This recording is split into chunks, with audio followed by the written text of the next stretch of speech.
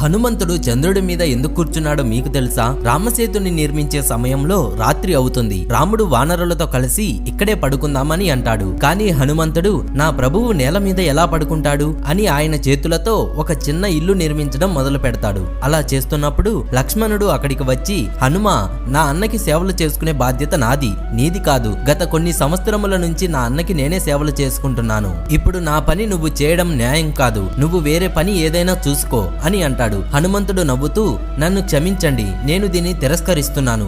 నేను కూడా నా ప్రభువుకి పరమ భక్తుడని, నేను కూడా నా ప్రభువుకి సేవలు చేసుకోవచ్చు అని చెప్పి పనులు చేస్తూ ఉంటాడు. అలా ఇద్దరు రాముడికి ఎవరు సేవలు చేయాలి అని వాదించుకుంటూ ఉంటారు. ఇద్దరికి రాముడి మీద ప్రేమ ఎక్కువ ఉంది. కానీ ఇద్దరి మధ్య గొడవ పెద్దది అవుతుందేమో అనుకుని రాముడు అక్కడికి వస్తాడు. హనుమ, ఈ పనిని లక్ష్మణుడిని చేయని, నీకు దీనికన్నా ఇంకా గొప్ప కార్యాన్ని అప్పచెబుతాను అని అంటాడు. హనుమంతుడు, సరే స్వామి, ఏంటో అది చెప్పండి అని అంటాడు. నువ్వు ప్రతిరోజు రాత్రి మొత్తం వానరసేనని అలాగే నన్ను చూస్తూ కాపలా ఉండు, ఎవరిని మా దగ్గరికి రానివ్వకు అని చెబుతాడు. హనుమంతుడు, సరే స్వామి, మీ ఆజ్ఞ అని ఒక పెద్ద పొడవాటి చెట్టు మీదకి ఎక్కుతాడు. అక్కడి నుండి చూస్తుంటే మొత్తం వానర సైన్యం అసలు కనపడదు.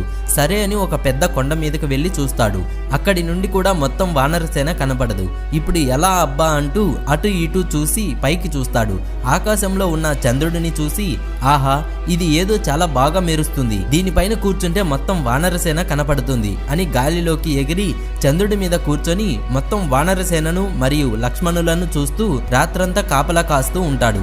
ఇలా ప్రతిరోజు హనుమంతుడు నిద్రపోకుండా రాత్రి మొత్తం వీళ్ళకి కాపలా కాస్తూ ఉంటాడు. ఫ్రెండ్స్, జై హనుమాన్ అని కామెంట్ చేయండి.